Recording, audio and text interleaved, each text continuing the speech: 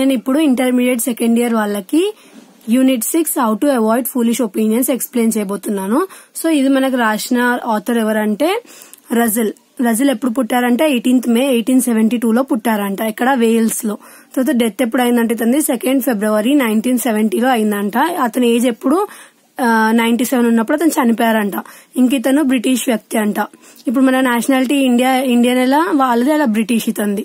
తర్వాత ఆక్యుపేషన్ అంటే ఇతను ఏమేమి చేసేవాడంటే ఒక ఫిలాసఫర్ అంట, ఆథర్ అంట, logician, historian, essayist, social critic, political activist, mathematician, writer, administrator, diplomat, professor.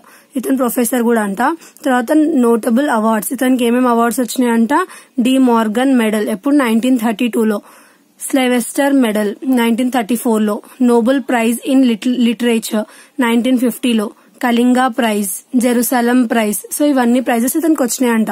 So ఇప్పుడు మనము how to avoid foolish opinions the ఏముందో చూద్దాము. లెసన్ మనకి లెసన్ 2 సెగ్మెంట్స్ గా డివైడ్ ఉంది. First segment, second segment. So first మనం ఫస్ట్ సెగ్మెంట్ చూద్దాము. First segment లో ఏం చెప్తున్నారంటే, ఫస్ట్ ఇది రజిల్ రాసిన ఎస్సే అంట. ఏంటిది? How to avoid foolish opinions అనే ఎస్సే రజిల్ రాశారంట. సో రజిల్ ఏం చెప్పాలనుకుంటున్నాడంట?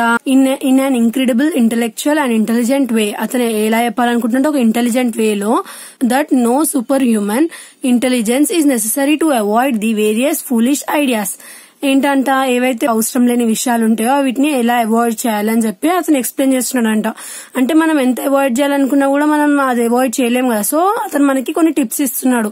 అంటే ఎలాంటి విషయాలు అవాయిడ్ చేయాలి, అవి అవాయిడ్ చేయడం వల్ల మనకి ఏంటి ఉపయోగాలని చెప్పి మనకి ఇప్పుడు రజిల్ ఎక్స్ప్లెయిన్ చేయబోతున్నారు. ఈ hazards that they are easy principles to follow that will protect from one making stupid mistakes. ఏంటంట, ఎవరైనా మనుషులు స్టూపిడ్ మిస్టేక్స్ చేస్తూ ఉంటారు కదా. సో వీటి నుంచి బయటపడాలంటే కొన్ని ఈజీ ప్రిన్సిపల్స్ ఉన్నాయంట. ప్రిన్సిపల్స్ అంటే ఏంటి? కొన్ని రూల్స్ ఉన్నాయంట. So rather than all errors, he advises carrying out the observations on one's own for any issues that may be resolved through observation. So ఇతను ఏం చెప్తున్నాడంట, ఏదన్నా మనకి ఇష్యూ ఉంటే దాన్ని అబ్జర్వేషన్ ద్వారా రిజాల్వ్ చేసుకోవచ్చు. అంటే దాని మీద దృష్టి పెట్టి దాన్ని మనం సాల్వ్ చేసుకోవచ్చు అంట మనకి ఏదైనా ప్రాబ్లం ఉంటే. Furthermore, he cites his own beliefs about hedgehogs as an example, since it is a popular notion that they eat black beetles. ఏవైతే hedgehogs అనే ఒక యానిమల్ ఉంటుందో అది బ్లాక్ బీటిల్స్ ని తింటదని చెప్పి ఒక మూఢనమ్మకం ఉందంట. సో అందరు బిలీవ్ చేస్తున్నారంట అదేంటిది, బ్లాక్ బీటిల్స్ నే తింటది. ఏంటిది? hedgehogs అనే యానిమల్స్. సో ఇక్కడ మనకు ఒక ఎగ్జాంపుల్ తో ఎక్స్ప్లెయిన్ చేస్తున్నారు ఎవరు? రజిల్. ఏంటంటే hedgehogs ఏవైతే ఉన్నాయో అవి బ్లాక్ బీటిల్స్ ని తింటాయి అని చెప్పి చాలా మంది అనుకుంటున్నారు. అంటే పాపులర్ నోషన్ అంటే ఏంటి, చాలా ఎక్కువ మంది దాన్ని బిలీవ్ చేస్తున్నాయంట. సో తర్వాత ఏమైందంట, but if he were to write a book with about hedgehog habits, he would have to observe their unappetizing diet. So ఇతను ఏమంటుండంటే, ఇప్పుడు ఒకవేళ అందరు hedgehogs ఏవైతే బ్లాక్ బీటిల్స్ ఉన్నాయో అవి తింటాయి అని అంటున్నారు కదా. సో ఇతను ఒకవేళ hedgehogs మీద ఒక బుక్ రాసినప్పుడు అందరు చెప్తున్నారు కదా బ్లాక్ బీటిల్స్ ని తింటారని చెప్పి, ఇతను కూడా బ్లాక్ బీటిల్స్ అని రాయలేడు కదా. సో ఫస్ట్ ఇతను ఏమంటుండంటే, ఇప్పుడు మనం ఏదైనా బుక్ రాయాలనుకున్నాం అనుకోండి hedgehog అనే యానిమల్ హ్యాబిట్స్ మీద. So first we need to observe. అంటే ఏం చేయాలంటే మనము ఫస్ట్ అబ్జర్వ్ చేయాలంట. ఏదైతే యానిమల్ ఉందో దాన్ని ఫస్ట్ అబ్జర్వ్ చేసి దాని హ్యాబిట్స్ అన్ని తెలుసుకుని అప్పుడు మాత్రమే మనకు ఒకవేళ క్లారిఫికేషన్ వచ్చి మనం కంటితో చూస్తేనే అప్పుడు రాయాలి. ఒకవేళ hedgehogs బ్లాక్ బీటిల్స్ తింటాయని చెప్పి వాళ్ళు చెప్పినారు కదా మనం రాయలేం కదా. ఎందుకంటే ఇప్పుడు ఒకవేళ బుక్ లో మనం అలా రాసేసినప్పుడు ఎవరైనా వచ్చి క్వశ్చన్ చేయొచ్చు, నీకు ఎలా తెలుసు బ్లాక్ బీటిల్స్ అది తింటదని చెప్పి. సో అప్పుడు మనం చెప్పలేము కదా వాళ్ళు చెప్పినారు అందుకే రాసిన అని. సో ఫస్ట్ మనం రీసెర్చ్ చేసుకోవాలి. అతను బుక్ రాసే ముందు ఏమంటున్నాడు, hedgehogs మీద ఫస్ట్ దాని మీద క్లియర్ గా ఇన్వెస్టిగేట్ చేసి ఆ తర్వాతనే రాయాలి బుక్ అని అంటున్నాడు. అంటే ఇది ఒక ఎగ్జాంపుల్ లెక్క. He mentions Aristotle as being one of the few ancient writers who wrote about unicorns and salamanders without making dogmatic statements about them. Aristotle అనే ఒక సైంటిస్ట్ ఉండే కదా మనకి, ఒక ఏన్షియంట్ రైటర్ ఎవరైతే ఉన్నారో అతను చాలా బుక్స్ రాశారంట. ఎవరి గురించి? యూనికార్న్స్ గురించి, ఇంకా సాలమండర్స్ గురించి చాలా బుక్స్ లో రాశారంట. ఎవరు? అరిస్టాటిల్. వితౌట్ మేకింగ్ డాగ్మెటిక్ స్టేట్మెంట్, ఎలాంటి డాగ్మెటిక్ స్టేట్మెంట్ లేకుండా. ఎవరు చెప్తున్నారు? రజిల్ చెప్తున్నారు. సో పోయెట్ నేమ్ మంచి గుర్తుపెట్టుకోండి, ఎందుకంటే మీకు ఎస్సే రైటింగ్ కాబట్టి అందులో మీరు పోయెట్ గురించి రాయాలి కాబట్టి దానిలో మీకు ఉపయోగపడుతుంది. Next, because he had never seen them in person. Russell says that there are ways to become conscious of prejudice if like the majority of people, you have strong opinion on many such issues. He adds that there are several techniques to become conscious of one bias. ఒకవేళ ఇప్పుడు మీరు ఒక 2 persons ఉన్నారు అనుకోండి, 2 persons ఉండి మీ ఇద్దరు ఏదైనా ఒక టాపిక్ మీద డిస్కస్ చేస్తున్నారు అనుకోండి. సో దాని మీద డిస్కస్ చేసినప్పుడు ఆ ఇద్దరులో ఎవరో ఒకరు కరెక్ట్ అయి ఉండొచ్చు, ఇద్దరులో ఎవరో ఒకరు తప్పై ఉండొచ్చు. బట్ ఇద్దరు ఎలా ఆర్గ్యూ చేస్తారంటే ఇద్దరు కరెక్ట్ అన్నట్టు ఆర్గ్యూ చేస్తారు కదా. సో మనకు కొన్ని టెక్నిక్స్ ఉంటాయంట, సెవెరల్ టెక్నిక్స్ ఉంటాయంట. ఎలా ఎవరు అంటే ఎవరు మిస్టేక్ ఎవరి వైపు మిస్టేక్ ఉంది, ఇంకెవరు కరెక్ట్ ఉన్నారు అని చెప్పి చూడడానికి సెవెరల్ టెక్నిక్స్ ఉంటాయంట.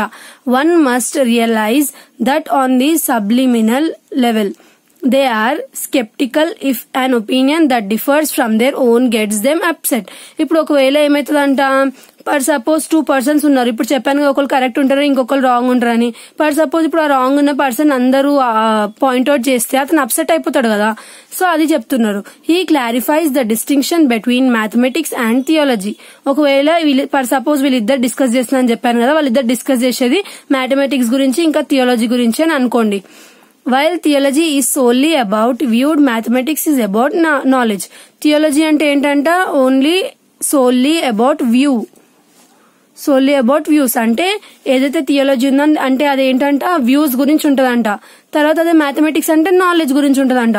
Observations lead to knowledge. Observations అనేటివి దేనికి దారి తీస్తాయి అంటే నాలెడ్జ్ కి. But opinion does not have to be true. ఏవైతే ఒపీనియన్స్ ఉంటాయో అవి ట్రూ అవ్వాలంటే, ఇప్పుడు ఒకవేళ ఒక పర్సన్ ఎవరైనా ఒపీనియన్ ఇచ్చారనుకోండి మీ మీద, అది నిజమై ఉండాల్సిన అవసరం లేదు కదా. వాళ్ళు ఏదో ఒకటి టైం పాస్ కి ఏదో ఒక ఒపీనియన్ ఇచ్చేస్తారు, అది నిజమని చెప్పి మనం నమ్మలేం కదా. సో ఏవైతే ఒపీనియన్స్ ఉంటాయో అవి ఎప్పుడు ట్రూ అవ్వాల్సిన, కంపల్సరీగా ట్రూ ఉండాలని చెప్పి రూల్ ఏం లేదంట. ఇంకా అబ్జర్వేషన్స్ దేనికి దారి తీస్తాయంట, నాలెడ్జ్ కి. ఒకవేళ మీరు ఏదైనా పర్టికులర్ థింగ్ మీద చాలా డేస్ అబ్జర్వ్ చేస్తుంటే మీకు దాని మీద నాలెడ్జ్ వస్తుంది కదా. ఫర్ సపోజ్ ఒక ట్రీ గ్రోత్ మీద మీరు ఒకవేళ దాని మీద అబ్జర్వ్ చేస్తున్నారు అనుకోండి, అది 1 day కి కొంచెం పెద్దగా ఉంటుంది, తర్వాత 2 days, 15 days, 20 days, 60 days అట్లా మీకు ప్లాంట్ గ్రోత్ మీద ఒక ఐడియా వస్తుంది కదా. సో మనకు అబ్జర్వేషన్ దేనికి లీడ్ చేస్తుందంట, నాలెడ్జ్ కి. అంటే మనం దేన్నన్నా మంచి అబ్జర్వ్ చేస్తా ఉంటే మనకు దాని వల్ల ఏం గెయిన్ అవుతామంట, నాలెడ్జ్ ని. అదే వేరే వాళ్ళు ఇచ్చే ఒపీనియన్స్ అవన్నీ ఎట్లా ఉంటాయంటే అవి నిజం అవ్వాల్సిన అవసరం లేదంట. సో ఇది మనకి ఎవరు చెప్తున్నారు, రజల్ చెప్తున్నారు. Therefore, if someone expresses anger at another person's viewpoint, that person should be alert and keep an eye out for that other person's ideas. So ఇప్పుడు ఒకవేళ ఎవరైనా 2 persons కోపంలో ఒక పర్సన్ ని అంటే expresses anger at another person, ఒక person కోపంలో ఇంకొక పర్సన్ ని కోపంలో తిడుతున్నారు అనుకోండి, అప్పుడు ఆ పర్సన్ ఏం చేయాలంట, అలర్ట్ గా ఉండాలంట. అలర్ట్ గా ఎట్లుండాలి, అదర్ పర్సన్ అంటే ఎవరైతే ఆపోజిట్ పర్సన్ ఉన్నాడో అతని ఐడియాస్ ఏంటి అంటే, ఇప్పుడు మిమ్మల్ని తిడుతున్నారు కదా, అతను మిమ్మల్ని ఏమని దూషించబోతున్నాడు అని చెప్పి మీరు దాన్ని ముందే ఒక కన్నేసి ఉంచాలంట దాని మీద. Russell makes the intriguing insight that understanding another culture's convention does not necessarily assist. రజులు ఏమంటున్నారు, ఏవైతే మనం వేరే కల్చర్ లో ఉన్న కన్వెన్షన్స్ అంటే ఏవైతే వేరే కల్చర్ లో ఉన్న కొన్ని దూషాలు ఉంటాయో, అంటే ఏవైతే పాటించని ఉంటాయో వీటి మీద మనం కాన్సన్ట్రేట్ చేయాల్సిన అవసరం లేదని చెప్తున్నారు. These 2 folks did not give up their silly traditions. ఇవేంటి అంటే ఈ 2 folks ఏవైతే అంటే ఏవైతే ఉమెన్ కి స్మాల్ ఫీట్ ఇంకా మేల్స్ కి పిక్ టైల్స్ ఉంటాయో ఈ 2 ఏంటివంట సిల్లీ ట్రెడిషన్ అంట, సిల్లీ అని చెప్తున్నారు మనకి Russell. They just accepted each others. So వాళ్ళు ఏం చేసినారంట, అలా ఉన్న అది సిల్లీ అయినా సరే వాళ్ళిద్దరు యాక్సెప్ట్ చేసుకున్నారంట. అంటే అమ్మాయిలకు స్మాల్ ఫీట్ ఉంటుంది, ఉమెన్ కి మెన్ కి పిక్ టైల్ ఉంటుంది అని చెప్పి వాళ్ళు అట్లా యాక్సెప్ట్ చేసుకున్నారంట. Accepted each others. Chinese women wore pigtails until the end of Manchu's rule. అప్పుడు ఏమనుకున్నారంట, ఎవరైతే చైనీస్ ఉమెన్ ఉన్నారో వాళ్ళు ఏం చేసినారంట, పిగ్ టైల్స్ ధరించినారంట. ఎప్పుడు వరకు, మంచూస్ రూల్ అంటే ఎవరైతే మంచూస్ అంటే ఎవరు, ఒక రాజు. సో అతని రూల్ ఏదైతే ఉందో అది అయ్యే వరకు చైనీస్ ఉమెన్ అందరు ఏం చేసినారంట, పిగ్ టైల్స్ ధరించినారంట. ఎందుకు, మంచూస్ ఏమనుకున్నాడంట, హ్యావ్ పిగ్ టైల్స్ అంటే అతను ఏమనుకుంటే అదే అవుతుంది కదా రాజు. చైనీస్ ఉమెన్ ఏమనుకున్నారంట, స్మాల్ ఫీట్ అని అనుకున్నారంట. సో ఎవరైతే రాజు ఉంటారో అతన్ని గెలుస్తారు కాబట్టి సో అతను అనుకున్నట్టు ఎవరైతే చైనీస్ ఉమెన్ ఉన్నారో వాళ్ళు ఏదైతే మంచూస్ రూల్ ఉందో అది అయ్యే వరకు పిగ్ టైల్స్ ధరించినారంట. However one must learn to evaluate and expect only the positive aspects of other people and cultures. Blind adherence to another belief system or way of life is useless. So ఇక్కడ మనకి ఏం చెప్తున్నారు, person ఎవరైతే ఉన్నారో వాళ్ళు calculate చేసుకోవాలంట. Calculate ఇంకా accept only the positive aspects, ఏవైతే పాజిటివ్ ఆస్పెక్ట్స్ ఉన్నాయో అవి మాత్రమే లైఫ్ లో మనం ఏం చేయాలి, యాక్సెప్ట్ చేయాలంట of other person. And cultures blind adherence to another beliefs. Cultures ఏవైతే కొన్ని ఉంటాయో అవి బ్లైండ్ అదరెన్స్ అంటే కొన్ని గుడ్డిగా పాటిస్తూ ఉంటారు కదా. So belief system or way of life is useless. ఏం చెప్తున్నారు, ఏవైతే కల్చర్స్ ఉంటాయో అవి కొంతమంది ఏం చేస్తారు, ఏదో ఒకటి దాన్ని క్రియేట్ చేసి దాన్ని మన కల్చర్ అని చెప్తా ఉంటారు కదా. సో అలాంటివి పాటించడం యూజ్లెస్ అని చెప్తున్నారు మనకి ఇక్కడ Russell. So next Russell says that if one possesses the necessary psychological imagination, it is a good idea to imagine oneself disagreeing with someone who holds a prejudice. ఏం చెప్తున్నారు ఇక్కడ, ఏదైతే ఎవరైనా 2 persons ఆర్గ్యూ చేసినప్పుడు మనము ఆపోజిట్ పర్సన్ ని disagree చేసుకుంటే మాట్లాడొచ్చు, బట్ అలా మాట్లాడడం వల్ల టైం వేస్ట్ కదా. He cites an example of Mahatma Gandhi wishing the industrial revolution had never taken place because he detested railways, steams, boats and other machinery. So ఇక్కడ మనకి ఏం చెప్తున్నారు, ఇంకొక ఎగ్జాంపుల్ మహాత్మా గాంధీ గురించి చెప్తున్నారు. మహాత్మా గాంధీ ఏమనుకున్నారంట, ఏమని విష్ చేశారంట, ఇండస్ట్రియల్ రెవల్యూషన్ అనేది అవ్వకూడదు. ఎందుకు అవ్వకూడదు అనుకున్నారంట, ఎందుకంటే ఇతను ఆల్రెడీ ఏవైతే రైల్వేస్ ఉన్నాయో వీటిని ముందే టెస్ట్ చేసినాడంట. ఏవైతే స్టీమ్ బోట్స్ ఉన్నాయో ఇంకా వేరే మెషినరీ ఉందో అన్నిటిని టెస్ట్ చేసిండంట. ఆ టెస్ట్ చేసిన తర్వాత ఏమనుకున్నంట మహాత్మా గాంధీ, అరే ఇండస్ట్రియల్ రెవల్యూషన్ అవ్వకపోయింటే బాగుండని అనుకున్నారంట. The only benefit comparing to this to actual interactions with opponent is that the strategy is not bound by the same time or space restrictions. The only benefit అంటే ఒకటే benefit ఏంటిదంట, to actual interaction with opponents. ఎవరైతే మన opponents ఉంటారో వాళ్ళతో actual interaction చేయడం. Through this form of hypothetical discussion, Russell moved to really modify his opinions in the absence of this. He observed himself becoming less dogmatic and cocksure by comprehending the potential responsibility of the hypothetical opponent. So, ఇలా Russell ఏం చేసినారంటే life లో ఇలా అన్ని అవసరం లేని foolish opinions అన్నిటిని avoid చేయడం వల్ల అతను ఎలా అయిందంట, ఎవరు మన Russell అతని ఒపీనియన్స్ ని మాడిఫై చేసుకోవడం వల్ల అతను కూడా లైఫ్ ఏమైందంట, ఎవరైతే మన ఒపోనెంట్, ఎప్పుడన్నా మనం ఏమనుకుంటాం, ఒకవేళ ఏదైనా కాంపిటీషన్ ఉంటే మనం ఒపోనెంట్ ని ఎనిమిలా చూస్తాం కదా, అలా కాకుండా వాళ్ళని కూడా ఫ్రెండ్ లానే చూస్తూ ఉండే అంట అతను. సో అతను ఎలా అయిపోయిందంటే డాగ్మెటిక్, అంటే లెస్ డాగ్మెటిక్, అంటే ఏవైతే అవసరం లేని విషయాలు స్టేట్మెంట్స్ ఉంటాయో అవి పాస్ చేయకపోతుండే అంట ఉట్టిగానే. Russell says that it is always better to steer clear of view points. మనం ఏదైతే మాట్లాడుతున్నామో అది క్లియర్ వ్యూ పాయింట్ ఉండాలి. ఏదో మనకి ఎక్కడో చూసాం కదా అట్లా మాట్లాడకూడదు. దానికి క్లియర్ గా వ్యూ పాయింట్ అంటే అది ఫ్యాక్టా కాదా అని తెలుసుకున్న తర్వాత మనం మాట్లాడాలి. Increase once sense of self worth. అది ఏం చేస్తుందంటే మన ఏదైతే సెల్ఫ్ వర్త్ ఉంటుందో దాన్ని పెంచుతుందంట. ఇంకా మనం ఏదంటే ఆ మాట నోట్ల నుంచి జారిపోయింది అనుకోండి, అలా ఏదో ఒకటి మాట్లాడుతూ ఉంటారని చెప్పి అనుకుంటారు కదా అందరూ. అలా కాకుండా మనం మన నోటిని అదుపులో పెట్టుకోవాలి. అలా పెట్టుకోవడం వల్ల మన ఏదైతే ఆత్మగౌరవం ఉందో అది ఇంకా పెరుగుతుంది. Both men and women almost universally hold a self-belief in the superiority and grandeur of their own sex. ఏంది, ఎవరైతే మెన్ ఇంకా ఉమెన్ ఉన్నారో వాళ్ళిద్దరు ఏం చేస్తారంట, స్ట్రాంగ్ బిలీవ్ ని హోల్డ్ చేస్తారంట. ఇంకా సుపీరియారిటీ, ఇద్దరికి ఈక్వల్ సుపీరియారిటీ ఉంటదంట. Each view point has strong fact to back it up. తర్వాత ఏమైతుందంట, ఈచ్ వ్యూ పాయింట్, ఏదైతే వ్యూ పాయింట్ అంటే ఏంటి, మనం ఏదైతే అబ్జర్వ్ చేసినో దానికి ఏముండాలంట, స్ట్రాంగ్ ఫ్యాక్ట్స్ ఉండాలంట టు బ్యాక్ ఇట్ అప్. ఒకవేళ సపోజ్ మీరు ఏదన్నా ఒక మాట వదిలేసినారు అనుకోండి, అది కరెక్ట్ కాదు. సో వేరే వాళ్ళు అది విన్నప్పుడు వాళ్ళు దాని మీద జడ్జ్ చేయొచ్చు కదా. సో అట్లా వేరే వాళ్ళు జడ్జ్ చేసే ఆపర్చునిటీ ఇవ్వద్దు, దాని మీద స్ట్రాంగ్ ఫ్యాక్ట్స్ ఉండాలంట మనకి. Males can argue the most scientific are also men, while women can counter that most criminals are also men. So males ఏమంటున్నారంట, మేల్స్ ఆర్గ్యూ చేయొచ్చు అంట. ఇట్లా ఎవరైతే ఎక్కువ సైంటిస్ట్ ఉన్నారో వాళ్ళందరూ మెన్నే ఉన్నారని చెప్పి ఎవరైతే మేల్స్ ఉన్నారో వాళ్ళు ఆర్గ్యూ చేయొచ్చు అంట.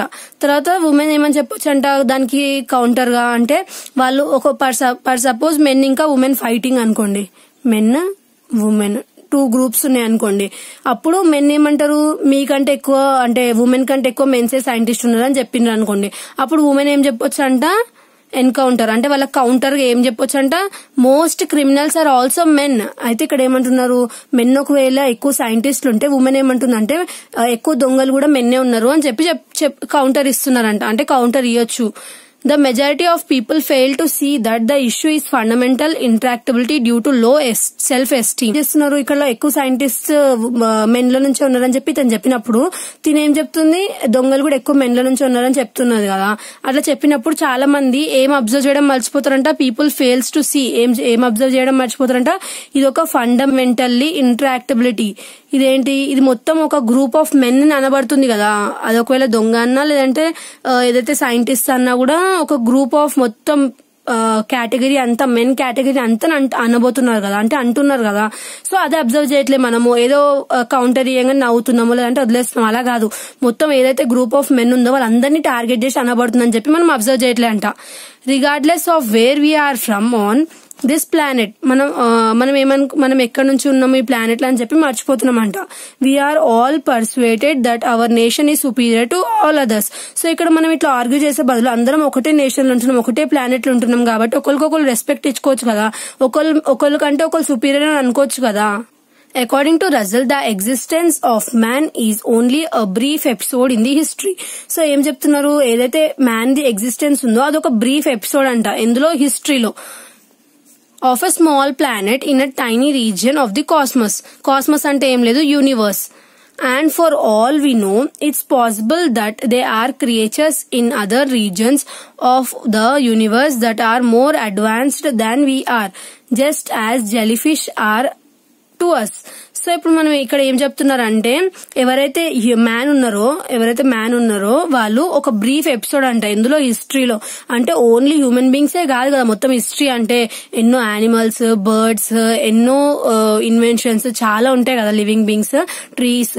సో ఓన్లీ మ్యానే గొప్ప అని చెప్పి మనం ఇక్కడ ఫైట్ చేస్తున్నాం కదా. సో రజల్ మనకి ఏం చెప్పాలని ట్రై చేస్తున్నాడు, ఓన్లీ మ్యానే గొప్ప కాదు, మ్యాన్ ఒక చిన్న ఏదైతే చిన్న ప్లానెట్ ఉందో అందులో టైనీ రీజన్ అంటే ఒకవేళ మన రీజన్ ఇంత పెద్దది అయితే అందులో చాలా చిన్న మట్టుకు మాత్రమే హ్యూమన్స్ ఉంటారు కదా. అంటే ఇంత పెద్ద యూనివర్స్ లో మనం ఒక చిన్న భాగం మాత్రమే. మీరు ఎట్లా ఫైట్ చేస్తున్నారు అంటే మొత్తం యూనివర్స్ అంతా మీదే అన్నట్టు ఫైట్ చేస్తున్నారు అని చెప్తున్నారు మనకి ఇక్కడ Russell. And for all we know అంటే ఇక్కడ ఏం చెప్తున్నారు అంటే ఇక్కడ ఈ లోకం మీద చాలా క్రియేచర్స్ ఉన్నాయి. అంటే యూనివర్స్ లో ఓన్లీ హ్యూమన్ బీయింగ్సే కాకుండా, అంటే మెన్ ఇంకా ఉమెనే కాకుండా ఇంకా చాలా క్రియేచర్స్ ఉన్నాయి అని చెప్తున్నారు. That are more advanced than we are, అంటే మనకంటే ఎక్కువ గొప్పవి కూడా ఉన్నాయి. అంటే హ్యూమన్ బీయింగ్స్ కంటే కూడా గొప్ప ఇంటెలిజెంట్ యానిమల్స్ ఉన్నాయి ఇంకా. సో లైక్ ఇక్కడ మనకి ఏం ఎగ్జాంపుల్ ఇచ్చినారు, జెల్లీ ఫిష్ ఎగ్జాంపుల్ ఇచ్చినారు. సో మనకి ఇక్కడ ఆథర్ ఏం చెప్పాలనుకుంటున్నారంటే ఓన్లీ ఈ యూనివర్స్ ఏదైతే ఉందో అందులో ఏవైతే హ్యూమన్ బీయింగ్స్ ఉన్నారో వాళ్ళు చాలా చిన్న క్రియేచర్స్.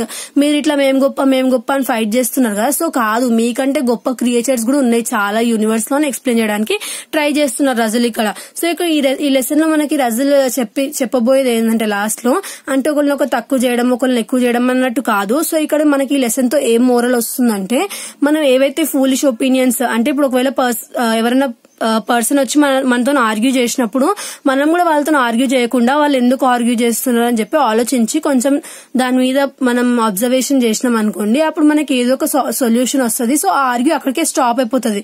అంత ఫూలిష్ గా అంత ఫైట్ చేయడం వల్ల ఏం ఉపయోగం ఉండదు కదా. సో రజల్ ఏం చెప్పాలనుకుంటున్నాడు అంటే, మనం లైఫ్ లో ఏవైతే ఫూలిష్ ఒపీనియన్స్ ఉన్నాయో వీటిని అవాయిడ్ చేస్తే ఇంకా ఎక్కువ ఎంజాయ్ చేయొచ్చు లైఫ్ ని అని చెప్తున్నారు. నెక్స్ట్ వీడియోలో మనం యూనిట్ 7 చూద్దాము. యూనిట్ 7 లెసన్ ఎక్స్ప్లెయిన్ చేస్తాను. Thanks for watching.